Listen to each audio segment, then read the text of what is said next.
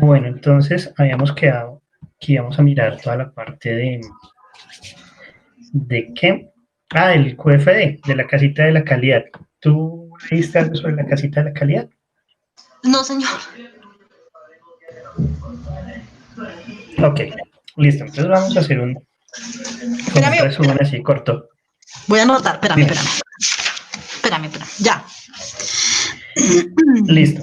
Entonces, la casita de la calidad, ¿sí? Se conoce como la casita de la calidad, pues por la forma en que se ve gráficamente. Realmente es el Quality Function Deployment, ¿sí? O esquema de la calidad. Se va a encontrar como QFD. Entonces, eso es una herramienta que se va a utilizar para vincular los requisitos del cliente a los productos que nosotros tengamos que diseñar o vayamos a diseñar. También, pues, como el cliente tiene un lenguaje burdo, ¿sí? Por así decirlo. Entonces, ese lenguaje burdo lo que hace la casita de la calidad o el esquema de la calidad es pasarlo, es traducirlo a lo que se utiliza, digamos, en este caso los ingenieros o la parte técnica, ¿sí? Lo pasamos de algo muy coloquial a algo ya muy técnico. Y adicionalmente hace que todo lo que es, todos los requisitos que el cliente vayan a estar ahí, ¿sí? Que haya pedido, pues queden considerados dentro de lo que se va a realizar. ¿Sí? Entonces, si tú ves ahí el dibujo, te ves el número 1, que es requerimientos del cliente, ¿sí? Que es lo que quiere. El número 2 es la importancia que tiene para el cliente. Entonces, no solamente es decir usted qué quiere, sino qué tan importante es para usted ese requerimiento. ¿Sí? Ya después de que yo tengo eso, armo una matriz de relación. ¿Sí? Y esa matriz de relación me dice, bueno, cómo son los requerimientos del cliente frente a los atributos del producto. Entonces, esa es la relación. ¿Qué pasa con eso? Pues se hace una evaluación del mercado y se ve la percepción del cliente. ¿Sí? Pues adicionalmente vamos a tener los requerimientos técnicos, ¿sí? El cómo va a ser nuestro producto. Y adicionalmente vamos a hacer una evaluación técnica. ¿Sí? Esas evaluaciones técnicas pues son las metas que yo quiero generar con mi producto, ¿sí? Y esas metas pues yo puedo estar comparándolas con otros ¿qué? Con otros productos de la competencia, ¿sí? Con la competencia yo la puedo hablar ahí. Y adicionalmente, pues tiene una evaluación de relaciones entre los requerimientos técnicos. Entonces, para que sea un poquito más específico. Entonces, digamos, aquí tenemos un ejemplo, el QF de una bicicleta. Entonces, los requerimientos del cliente que me dicen, no, mire, que sea fácil de pedalear, que sea fuerte y duradera, que tenga una aceleración rápida, que sea pues, a costo bajo, ¿sí? Que tenga una apariencia atractiva y otros atributos adicionales. Entonces, cuando yo voy a ver esa importancia relativa del cliente, yo debo especificar que la sumatoria de cada uno de esos ítems que me dan ahí sea igual a 100. ¿Sí? Entonces ahí uno le genera ese valor. Entonces, digamos, aquí me dice que la facilidad de pedaleo, entonces la importancia relativa del cliente es de 10, sí, que sea fuerte, entonces que sea 20, que la aceleración sea rápida, que sea 15, que el precio bajo sea 20, y la apariencia atractiva que sea 10 y otros adicionales 25. Y empezamos a mirar las relaciones. Mira que entonces tenemos que número de engranes, peso de la bicicleta en libras, la fuerza del marco en pie sobre libra, la velocidad crucero, que es la velocidad que se mantiene en carretera, y cuántas capas de pintura. Entonces tú ves unos chulitos y unas X, unos chulitos con círculo, unas X con círculo. Entonces, ¿eso qué me va a decir? Eso me dice que si es el chulito con el círculo, me va a decir que es muy, muy importante, ¿sí? Que eso es una relación fuerte, ¿sí? Dentro de lo que el cliente me está pidiendo y mis requerimientos técnicos. ¿Sí? Cuando veo el chulito normal, el chulito, es que es una relación positiva, ¿sí? Fuerte positiva o que es positiva. Cuando es la X es negativa y cuando es la X en el círculo es que es fuertemente negativa, ¿sí? O sea, que me puede generar el producto. Entonces, si te das cuenta, que sea fuerte y duradera no tiene una relación negativa fuerte con la velocidad crucero, ¿sí? Porque si es fuerte y duradera puede ser muy pesada y eso me afecta la velocidad, ¿sí? En cambio, aquí me dice que si que tengo que tenga una aceleración rápida, entonces la aceleración rápida va a depender del número de engranes, ¿sí? O de discos en este caso. Entonces uno sabe que a un disco más grande la velocidad puede ser más, es más alta que a un disco pequeño. Entonces esos engranes me pueden ayudar. O como, o mire que la apariencia atractiva es fuertemente positiva frente a las capas de pintura. Entonces, así es que uno empieza a manejar y así es que uno empieza a ver la relación que tiene los requisitos del cliente contra mis requisitos técnicos. Adicionalmente, si ves en la parte de arriba, que es como el techito de la casa, hay unas relaciones específicas. Entonces, tú tienes el número de engranes. Entonces, si yo tengo un número de engranes, yo voy a ver una relación ahí fuerte, ¿sí? O positiva realmente, que es el primer chulito verde. Entonces, si nosotros nos vamos a mirar, nosotros vemos que ese número de engranes va a tener una relación fuerte con el peso de la bicicleta, ¿sí? Entonces, sí ves cómo se maneja, ¿no? Entonces, son las diagonales. Sí, el chulito va como en diagonal, efectivamente. Diagonal. ¿Sí? Entonces, si tú ves la velocidad crucero, pues no tiene una relación con las capas de pintura, ¿sí? O que la relación de la fuerza del marco contra la velocidad es fuertemente negativa con la fuerza del marco, ¿sí? Entonces, eso también tiene que tenerse muy en cuenta. Entonces, si te das cuenta, lo que hace la casita de la calidad como tal es coger, listo, veo mis requisitos, cómo se comporta mi requisito técnico, la parte técnica que yo tengo, contra lo que quiere el cliente. Y adicionalmente, cómo mis requisitos se relacionan entre ellos. ¿Para qué? Pues para generar un muy buen diseño, un muy buen producto y que los requisitos del cliente sean totalmente considerados. Entonces, ¿qué pasa? Yo puedo llegar a hacer una evaluación comparativa, que es la parte de los cinéticos de la casa. Entonces, yo voy a decir que tengo un producto A y un producto B, en este caso una cicla A y una cicla B, ¿sí? Que tienen unos requisitos que les da un peso específico, ¿sí? Entonces, número de engranes. Para mi producto A es de 10, para mi producto B es de 12, ¿sí? El peso de la bicicleta, entonces para mi producto A pesa 40, el producto B pesa 50. El costo es el mismo en las dos. La velocidad crucero, no, la velocidad crucero que se alcanza a llegar en una es de 30 y en el otro es de 25. Y pues le van a dar 2 capas de pintura. Entonces, ¿cuál va a ser mi meta? Pues mi meta es coger esa evaluación competitiva y mejorarla. ¿Mejorarla cómo? No, es que yo quiero que, o sea, mejorarla o igualarla. Aquí ya uno también puede hablar de benchmarking. Entonces, mire, yo quiero que también tenga 12 engranes, ¿sí? Es lo mismo que tiene la competencia B. Pero yo quiero que el peso de mi bicicleta sea menor, sea de 35 libras. ¿Sí? O sea, que tenga un número de engranes bastante amplio, pero que el peso sea más bien más menor, ¿sí? Que sea mucho más liviana. Y adicionalmente, pues eso va a hacer que mi producto sea un poco más costoso. Si te das cuenta, hay una habla de 1100, digamos, en este caso es la fuerza del marco, pero la fuerza del marco sea mucho mayor, entonces de 1100. ¿Sí? Entonces estoy diciendo, estoy llegando a esas metas específicas. Y adicionalmente, pues a eso, elevarle la capa crucero y tener una capa adicional de pintura, ya no las 2, sino las 3. Entonces, digamos, esos van a ser las metas con las cuales yo voy a empezar a fabricar mi producto. ¿Sí? Obviamente, dentro de la casita de la calidad va a venir impreso toda la parte de la producción, cómo lo voy a generar, ¿sí? Cómo voy a generar los procesos productivos para hacer eso. ¿Sí? Entonces, aquí nosotros ya tenemos que empezar a hablar de una cosa que es el diseño del proceso. ¿Listo? Casa de la calidad comprendida, así. Sí, señor. Fácil, ¿no? Obviamente, pues para toda la parte del cliente, pues uno tendrá que hacer ¿qué? Tendrá que hacer los estudios de mercado, preguntarle al cliente, ¿sí?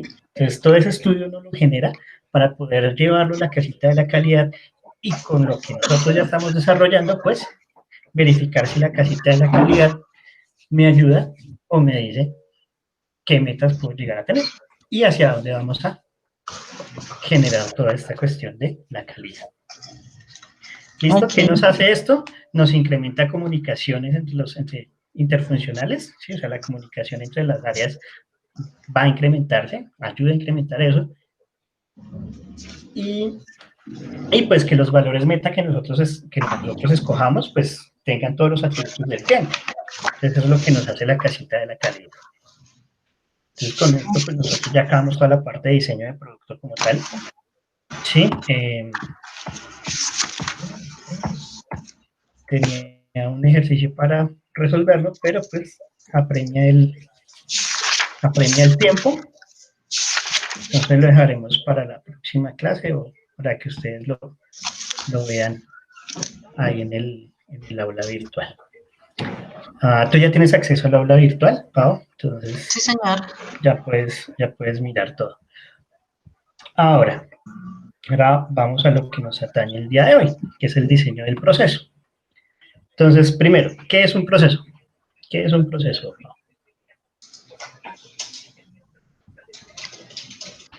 ¿Me estás preguntando? Sí, claro, te estoy preguntando. El proceso es como unas pautas o reglas que se deben cumplir para alguna tarea determinada, ¿no? O sea, como lineamientos, ¿no? Son como unos lineamientos, listo. ¿El proceso qué es? El proceso es una parte cualquiera, ¿sí? De una organización que coge unos insumos y los transforma en productos, ¿sí? O también se define como un conjunto de actividades planificadas que implican una participación de una cantidad de personas, una cantidad de recursos y se coordinan para conseguir un objetivo previo, ¿sí? O sea, que ya está identificado. O una secuencia de pasos dispuesta, ¿sí? Lógicamente, que me enfoque un resultado específico, ¿sí? Entonces, el proceso como tal es eso, es un grupo de actividades que me van a generar un producto. Entonces ahí uno ve la cajita del proceso, donde yo tengo una entrada, que son todos los requisitos, o en este caso los insumos, genero un proceso, ¿sí? El que sea, y me genera una salida, que esa salida pues son los productos finales que nosotros vamos a llevar hacia el mercado. Entonces, el proceso es eso. Okay. Una transformación de unos insumos que entran para producir una salida, que es un producto. Igual, esto es tanto como en bienes como en servicios, ¿sí? Entonces, uno tiene unos insumos, les hace un proceso y se genera el servicio. Entonces, para poder hacer eso nosotros, ya en el caso como tal de la producción, de la manufactura, vamos a mirar el diseño de proceso. Cuando hablemos de servicios, vamos a hablar un poquito más de otro tipo del diseño del proceso. ¿Qué nos dice esto? Entonces nosotros debemos empezar a mirar y vamos a ver cuál es la selección de nuestro proceso, qué vamos a utilizar, ¿sí? ¿Para qué uno va a identificar eso? Pues uno determina esos procesos, ¿sí? Para usar, ¿sí? Uno determina el proceso que voy a usar para hacer la fabricación de mi producto, ¿sí? No es lo mismo que yo diga, voy a hacer una lámpara que voy a hacer un tarrito de un termo, ¿sí? Ahí yo tengo que mirar cómo lo voy a hacer y qué proceso voy a utilizar para poder hacer mi lámpara, para poder hacer mi termo. Adicionalmente, cuando uno genera estas decisiones, son decisiones estratégicas, ¿sí? ¿Por qué? Porque la producción, o sea, las empresas son un ser vivo, ¿sí? Las empresas son como un cuerpo, como el cuerpo humano, donde la parte de producción es el corazón de la organización. O sea, ¿qué le pasa a un cuerpo humano si no le sirve el corazón? Sí. ¿Sí? No va a funcionar. ¿Sí? A eso es a donde nosotros vamos a ir. Las empresas son un ser vivo. Y esas decisiones que se toman van a hacer que esa empresa se mueva, que esa empresa crezca y que ese ser vivo vaya creciendo. Entonces, hablando de todo este cuento de la producción, nosotros hemos venido hablando, ¿no? Que un producto en línea, que los lotes, que sí, todo ese tipo de cosas. Pero entonces aquí vamos a mirar como un poquito más a detalle. Entonces, dentro de esa clasificación nosotros tenemos ¿qué? Los flujos de producto, ¿sí? Entonces aquí vamos a hablar del flujo de producto en línea. Pero entonces dentro de todo lo que yo manejo como flujo de producto en línea, yo puedo tener una producción en masa o un flujo continuo, ¿sí? Entonces cuando yo hablo de ese tipo de flujos, yo tengo que expresar dentro de mis operaciones cómo lo voy a hacer. Entonces, cuando yo hablo de un flujo de producto en línea, ¿sí? Cuando uno habla de esa parte, uno dice, listo, ¿el producto en línea qué es? Es una secuencia lineal de operaciones, ¿sí? Entonces, esa secuencia lineal de operaciones, a mí lo que me va a hacer es llevar el producto de un puesto de trabajo a otro para que se me genere el producto. Entonces, obviamente nosotros hemos hablado mucho de líneas de ensamble. Entonces, cuando hablamos de líneas de ensamble, ¿sí? Que es el ejemplo normal de los carros, eso hace que sea una producción en masa, porque esa maquinaria está específicamente establecida para poder hacer esos productos, ¿sí? De una manera constante, ¿sí? Y constante y continua que me genere una producción en masa, ¿sí? Entonces ahí hablamos de ese tipo de cosas.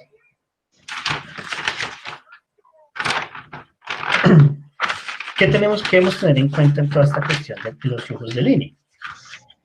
Entonces, también tenemos flujos continuos en la cuestión del proceso, ¿sí? Entonces, un flujo continuo, ¿como cuál? Como la generación del acero.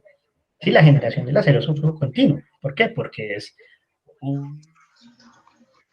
una proceso transformación, industrial. es un proceso industrial que tiene una secuencia lineal. Si tú ves toda la producción del acero, tiene una secuencia en línea, ¿sí? Porque pasa de un estado a otro y me va a generar los volúmenes, ¿sí? Y se hace de manera también continua. Entonces aquí hablamos de industrias de proceso, ¿sí? La producción en masa es más toda la parte de línea de ensambles. ¿Qué es lo que pasa con esto? Que estos productos en línea, ¿sí? Dependiendo del producto que uno quisiera, o que uno va a hacer, o que uno diseñó, puede ser eficaz, ¿sí? Puede ser muy eficaz, pero es inflexible. ¿Qué es lo que pasa cuando hablamos de que es un flujo inflexible? Es que tú solamente puedes generar ese producto, ¿sí? Es ese producto. Yo no puedo hacer cambios de producción fácilmente, ¿sí? Entonces, no es muy flexible para la generación de productos diversos. ¿Qué otra cosa hay que tener en cuenta? Que esto me genera, ¿sí? Que este tipo de flujos van a requerir un alto nivel de capital o de inversión. Cuando hablamos de capital e inversión, nos va a decir que vamos a necesitar una maquinaria específica, especializada, ¿sí? Unos requerimientos de personal bastante específicos igual, ¿sí? Entonces, ese nivel de inversión es alto. Y pues obviamente para poder nivelar ese nivel de producción, ¿yo qué voy a necesitar? Pues que se haga en gran volumen, ¿sí? Que tanto así que la cantidad de volumen que yo pueda generar de ese producto me genere mi punto de equilibrio y las ganancias adicionales que yo quiero frente a mi producto, ¿sí? Adicionalmente porque hay que tener en cuenta, la parte de producción es una parte bastante esencial para el flujo de costos de la organización o de cualquier empresa. Entonces, ahí es donde uno tiene que empezar a mirar y empezar a pensar, bueno, si yo voy a hacer este producto, digamos, si voy a hacer la lámpara, yo sé que la lámpara tiene varias piezas, entonces vamos a decir, no, vamos a hacer solo bases para la lámpara. Entonces, ¿cómo lo voy a hacer? ¿Lo voy a hacer un producto en línea? ¿Va a ser específico? ¿Qué maquinaria voy a tener? ¿Qué cantidad de inversión voy a necesitar? ¿Voy a necesitar personal especializado? ¿Sí? ¿Cuántas voy a tener en cuenta? ¿Qué cantidad voy a vender? Todo ese tipo de preguntas, todo ese tipo de cosas nos van a llegar, nos van a hacer ver qué tipo de producción, a qué tipo de flujo yo voy a necesitar dentro de la organización. Entonces, por eso es que mira que se convierte en una decisión estratégica. Por eso es que yo digo que es el corazón como tal de la organización. ¿Qué pasa? Que dentro de ese flujo continuo también hay un flujo por lotes, ¿sí? Entonces, cuando uno ya habla de loteo, ¿sí? Aquí nosotros empezamos a hablar ya no tanto de una línea específica de producción, sino que el producto va de una operación a otra, ¿sí? Digamos, como que la confección. Cuando uno habla de confección, uno sabe que una prenda puede ir de la fileteadora a la plana, se acabó. Pero una puede ir de una fileteadora a una collarín, a una plana, a una bordadora, y se acabó. ¿Sí? Entonces ahí no me va a fluir linealmente, ¿sí? Con una secuencia específica, sino va a coger, vaya de una operación o un centro de trabajo a otro. O sea, aquí cuando nosotros hablamos de centros de trabajo, nosotros decimos que son grupos de máquinas o procesos muy similares, ¿sí? Entonces, ¿tú has tenido la oportunidad de ir a alguna fábrica de confección o sabes más o menos cómo se mueve la confección dentro de una línea de producción?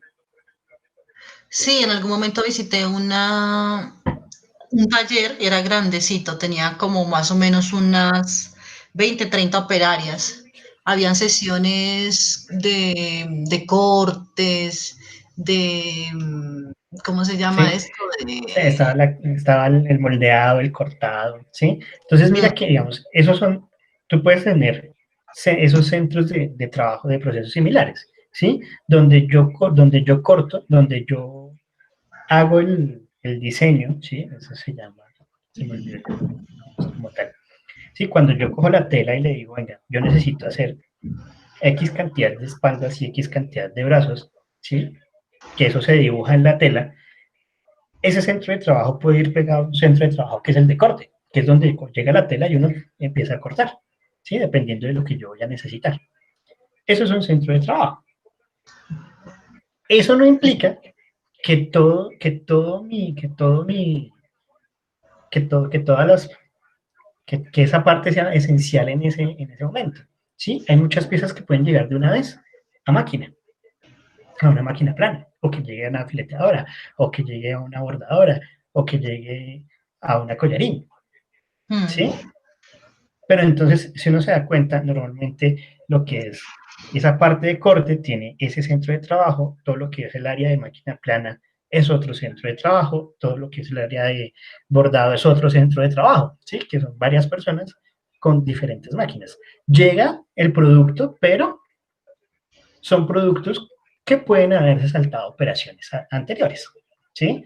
Qué es lo que pasa? Uno, pues eso a mí me dice que hay una flexibilidad dentro de mi producción. O sea, yo puedo ser flexible para producir, pero también uno ve que el flujo puede llegar a ser desordenado, ¿sí? Se puede ver que el flujo de producción es desordenado y que en muchos casos es intermitente. Hay, no hay, tengo, no tengo, ¿sí? Puedes tener maquinaria totalmente llena como maquinaria parcialmente llena, ¿sí? Eso me genera ese flujo por lotes.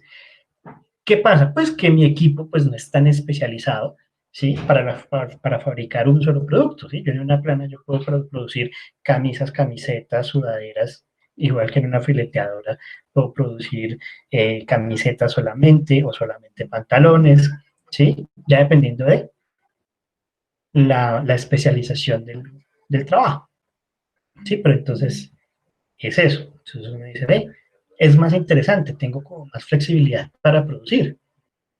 ¿Qué puede? Yo puedo hacer tanto lotes grandes como lotes pequeños. Yo puedo sacar 50 camisetas como puedo sacar 10.000 camisetas, ¿sí?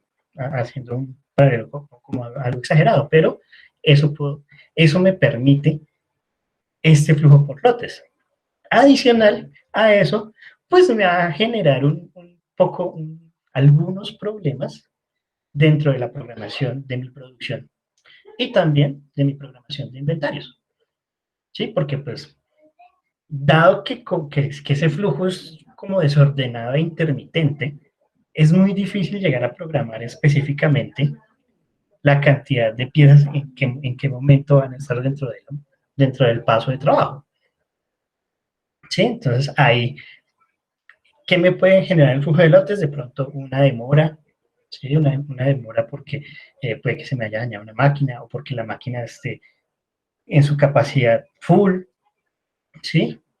Entonces, ahí me puede generar ese problema en la programación, me puede generar demoras, ¿sí? O como puede que me termine lo más rápido posible la construcción de ese producto. ¿Entendida esta parte del flujo por lotes? Y Sí, señor.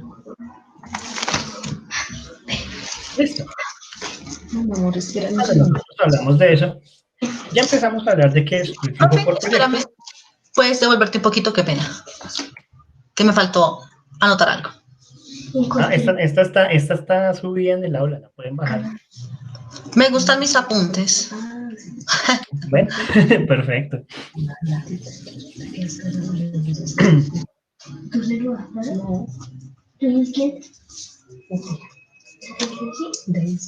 ¿Listo?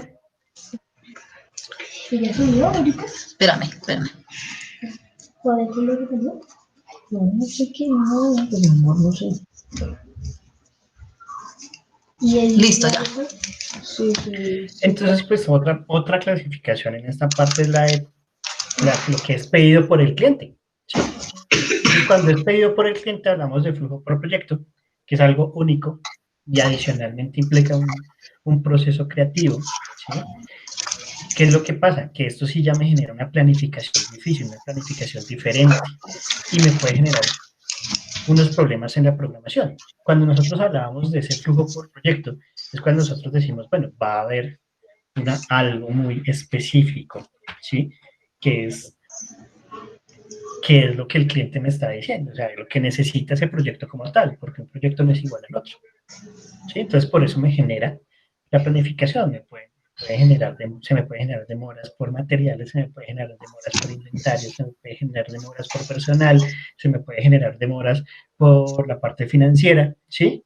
Entonces hace que esa planificación sea difícil, a veces suelen ser más costosos de lo que son por ese tipo de planificación.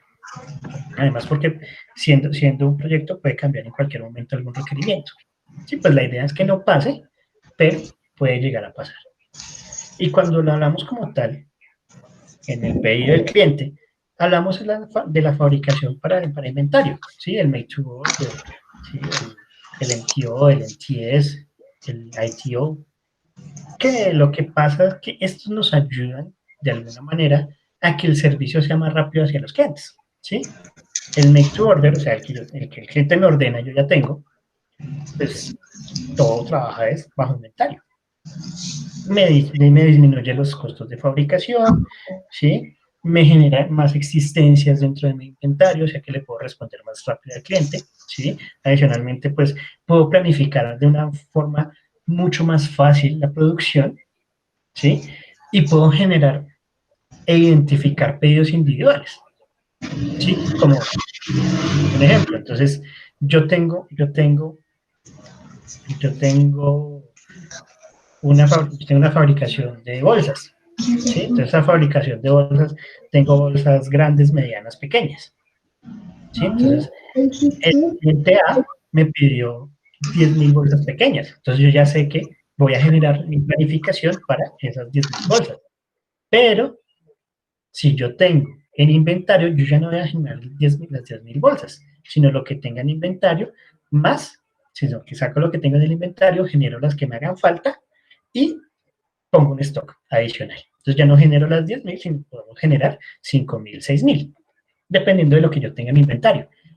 Y puedo identificar ese pedido específicamente hacia dónde va a ir o a qué cliente va a estar. ¿Sí? Entonces es mucho más fácil, en algunos casos, no en todos, generar ese pedido en el cliente. ¿Sí? Ver ese tipo de fabricaciones. Entonces, ¿qué es bueno? Lean sobre el MTO, el MTS y el ATO, ¿sí? Las tres siglas que están ahí. Son pedidos por el cliente, pero tienen algunas variaciones, ¿sí? El ATO es una mezcla del MTO y el MTS, ¿sí? Entonces, es importante, lean un poco las diferencias sobre esas dos clasificaciones en la fabricación para inventario, para que la diferencia esté un poco más clara. Sí, a veces uno no la logra expresar de la mejor manera, entonces es mucho mejor que lean un poco sobre esas dos formas de fabricar por inventario. ¿Listo?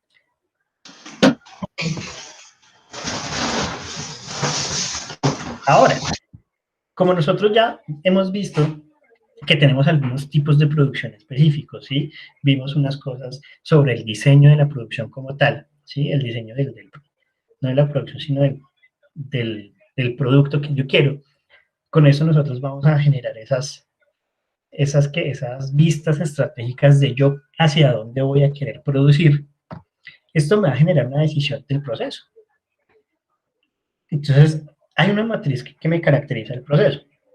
Entonces, yo veo que si es continuo y en línea de ensamble, yo puedo generar producción para el almacenamiento o producción para la orden. Sí, ensamblado. Yo puedo generar lotes de taller de trabajo que son para producción de almacenamiento, para producción a la orden, ensamblado a la orden. Igual en el proyecto. Entonces, digamos aquí unos ejemplos específicos. Si es continuo y en línea y es para producción o para almacenamiento, yo veo ensambles automóviles o la refinación del petróleo o todos los productos enlatados o los productos de cafetería. Pero si lo voy a una producción o un ensamblado a la orden, ¿sí? Entonces viene otra vez el ensamble. Digamos, aquí hablamos de computadoras Dell, ¿sí? Que es un ejemplo más fácil. Los localizadores o la comida rápida. Entonces, la comida rápida es un ejemplo muy bueno en la parte que es continua y de línea de ensamble y que es a la orden. ¿Hamburguesas de dónde te gusta comer? No, pues cualquiera, las que hace Santiaguito, mi hijo, que son vegetarianas, No, pero que son vas a un sitio de específico lenteja. de comida rápida.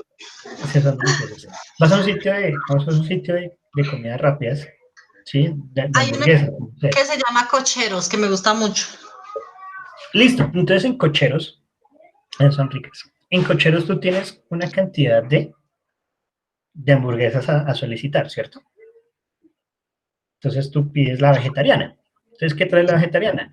Carne de quinoa, de lentejas o de frijoles o la que sea. Tiene tomate, pan, lechuga, queso.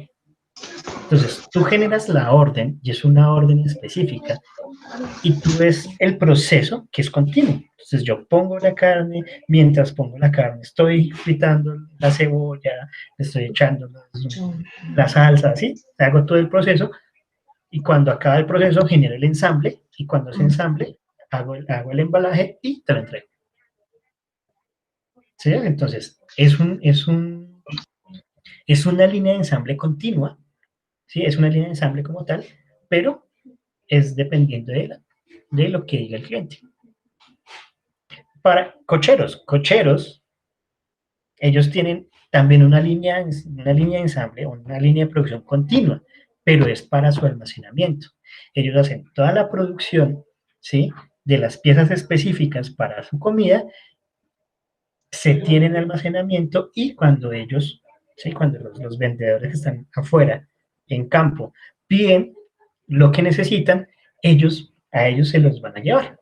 Entonces sale del inventario y llega a ese punto. Entonces, interesante, ¿no? ¿Cómo podemos ver la comida rápida desde una parte productiva y desde una línea de producción como tal? ¿Qué pasa con los talleres de trabajo? Entonces aquí hablamos de maquinados, vinos, cristalerías, joyerías personalizadas, etc. ¿Sí? Entonces, ¿uno cómo produce el vino? Pues por lotes. Por eso es que los vinos se ven es por año. ¿Sí? Porque yo no voy a hacer el vino dependiendo de lo que tenga en la siembra. Yo hago eso dependiendo de mi siembra. Y mi siembra se da por año. Sí, claro. ¿Y el vino qué se hace con el vino? Se almacena. Se almacena por X cantidad de tiempo, dependiendo del tipo de vino. ¿sí? No es un solo vino, dependiendo del tipo de vino. Se conserva. ¿Sí? Se conserva. ¿Sí? Se deja en la cava ahí para que madure. Y cuando yo hablo también de producción en ensamblado, pues yo ya veo que los talleres, que los restaurantes, que los hospitales son esa línea de trabajo. ¿Qué pasa en un restaurante? Que son varios espacios de trabajo, ¿sí? Que me generan un solo producto o varios productos, ¿sí? En la misma cocina, en ese mismo espacio de trabajo, yo puedo generar X cantidad de productos. O sea, mi producción es variable, mi producción es flexible, ¿sí? Cosa que, digamos, en las líneas de ensamble, como en los enlatados, ¿sí? En la parte de refinamiento del petróleo, esa producción no es flexible. Si tú haces enlatados, haces una sola forma, una sola producción de enlatados, ¿sí? Si tienes enlatados, Van Camps solo hace atún. Ellos no tienen otra cosa, solo atún, ¿sí? Zenú genera salchichas, enlatados de salchichas específicamente, ¿sí? Entonces ahí es donde se ve toda esa cuestión productiva del cómo se maneja la producción y cómo yo selecciono también mi proceso dependiendo de. Y cuando hablamos por proyectos, ¿sí? Mira que aquí hablamos de construcción de unidades habitacionales, de pinturas comerciales o de arte, ¿sí? El arte es único, ¿sí? Un proyecto artístico es eso y ya. La construcción de unidades habitacionales, o sea, edificios, casas, también es un proyecto único. Que en este caso estos proyectos pueden tener 3 o 4 formas diferentes de organización dentro de esas unidades habitacionales, pero el proyecto es único. Cuando yo ya hablo de algo ensamblado o a producción, hablo ya de edificios como tal, hablo de películas, mira, la película al final es una forma de producción adicional, porque tú haces todo un rodaje y al final lo que haces es un ensamble y queda lo que realmente quieres que el público vea. Y lo que no, pues lo eliminas. Y sale una sola. Y sale y eso queda. Y ese es el ensamblado, esa parte de la edición. Con los barcos pasa lo mismo. Igual los barcos se hacen, son específicos y se hacen de una vez, de una sola, en un mismo sitio. Entonces, ahí vean esas características de los procesos y yo ya puedo empezar a identificar, oiga, este debe tener un proceso de línea, este puede tener un proceso más de almacenamiento, este producto me puede generar. ¿Sí? Ya uno más o menos va mirando y va viendo cómo puedo yo manejar, digamos, lo que ustedes están haciendo ahorita. Ustedes están haciendo esa investigación sobre su producto. Entonces ya lo pueden empezar a mirar, oiga, este producto tiene un proceso más o menos por este lado. Entonces ya voy a averiguar ese tipo de proceso y cómo lo puedo adaptar a lo que yo le quiero meter. ¿Sí te das cuenta? Sí. Sí, entonces es una cadenita. Entonces eso nos lleva a que dentro de esas decisiones yo debo considerar varias cosas, como la condición del mercado. O sea, yo debo tener un estudio de mercado, o al menos saber cómo se está manejando el mercado, o cómo fue la demanda de ese proceso para yo empezar a mirar. Debo ver la competencia. ¿Quién más está haciendo eso? ¿Cómo lo está haciendo? ¿Qué tal le ha ido? ¿Sí? Hay que considerar la competencia, hay que considerar las necesidades de capital. ¿Qué máquinas voy a necesitar? ¿Cuánto me va a costar? Si voy a necesitar un cuarto para inventario, si voy a necesitar una planta de producción grande, pequeña, mediana. Todas esas necesidades de capital también no interfieren dentro de mi proceso. Y pues pegaba a eso, pues el costo, ¿sí? La disponibilidad y el costo de la mano de obra. ¿Quién va a hacer eso? ¿Sí? O si vamos a hacer 2 personas, o voy a necesitar personal especializado o no, si voy a necesitar a alguien que sepa manejar la maquinaria que voy a utilizar o yo lo puedo capacitar. Bueno, todo ese tipo de necesidades de capital y todas esas necesidades de mano de obra también se deben considerar al mirar ese proceso. Y obviamente el estado de la tecnología. Sí, la tecnología también va muy de la mano de lo que yo necesito. ¿Qué tipo de tecnología puedo necesitar? O necesito una tecnología de punta, o puedo tener una tecnología pues que no es de punta, pero que sea funcional para mi producto. Y eso debe estar considerado dentro de mi proceso. ¿Sí? ¿En qué parte de mi proceso va a estar? ¿Qué tan importante va a ser esa parte de tecnología en mi proceso? ¿Listo? Listo, profe. Bueno, ¿qué tenemos? Listo. Estrategia, producto, proceso, pero lo vamos a dejar hasta ahí. Entra la otra clase. Exactamente. Sí, estaba mirando. Entonces lo vamos a dejar hasta ahí. ¿Listo, Paula? Entonces hazme una cosa. Léete la estrategia, producto, proceso. Mírate la matriz de Hayes. Se escribe Hayes. Wait. Sí, que es, ¿Leer qué, perdón? mírate la matriz producto, proceso. Así se llama, ¿sí? O la matriz Hayes. Hayes. El otro autor no lo deletreo porque no sé tampoco. ¿Cómo se lee? Sí, Vale. es una matriz que data del 79, entonces es bueno verla. ¿Listo? En la próxima clase vamos a hablar de eso. Vamos a empezar con la estrategia de producto y nos metemos a cómo hacer diagramas de flujo de procesos. ¿Listo? Entonces, que estés muy bien y vete Vale, para otra clase. profe, hazme un favor. Chao. ¿Tú te acuerdas que para este segundo corte tenemos que tener algo, creo que tú nos explicaste como más completo lo del tema del artículo, ¿verdad?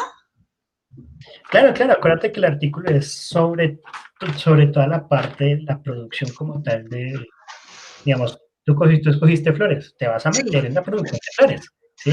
Profe, eso es el 29 de producción? octubre, ¿cierto? Eso es para el parcial. 29 de octubre, Ajá. sí.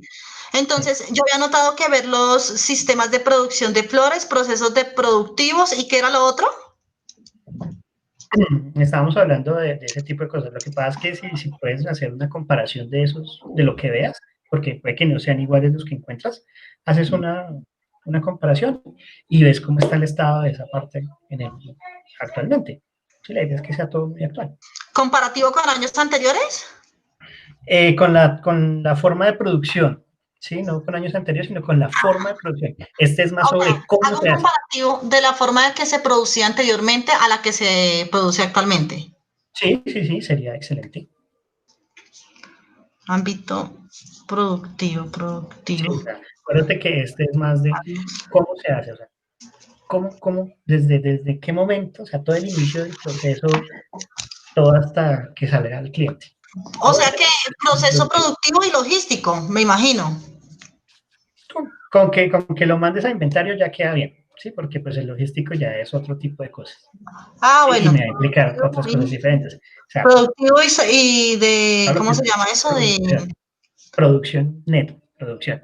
Okay. Que la producción de las flores empieza desde que se planta, se genera el plante. Bueno, que estés muy bien, señorita. Profe, muchísimas gracias. No, a ti por venir. Vale, que estés muy bien. Esperemos que la gente vuelva. Sí, sino que es que, bueno, te cuento. Nata tuvo un problema con la